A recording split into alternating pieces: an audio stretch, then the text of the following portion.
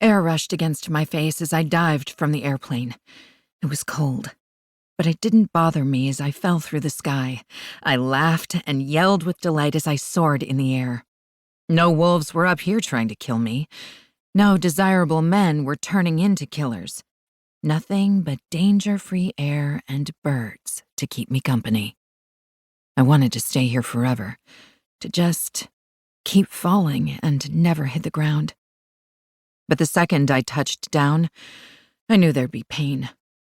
That was the last thing I wanted to think about right now.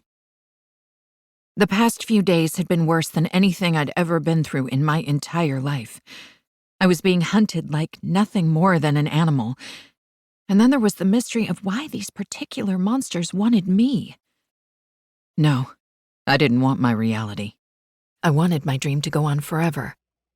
But something shifted beside me, and I felt a sudden flood of warmth. The last bits of sleep slipped through my fingers, and I landed back into my injured body. Grumbling, I stared down at the reports on my desk. We'd finally found what we thought was the last body on Josh Price's land. The count was too high for me to process. I wanted to find that damn Price and rip out his throat. Children had been among the bodies. Kids. What sick bastard could kill that many children? Then there was Sheenan and his team, still trying to take the shifter down. This woman he had me checking on made me wonder what I wasn't being told. I knew Sheenan refused to share some things about his shifter world, and as a human, frankly, I was thankful not to know everything.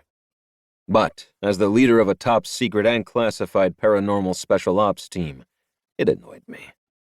It was my job to know what was going on, including why a large gathering was happening at Price's house. The land we'd found the bodies on was owned by Price. However, the house there looked like it was rarely used. The main house where Price lived had at least 30 cars parked around it daily. People were moving in and out. Something was happening.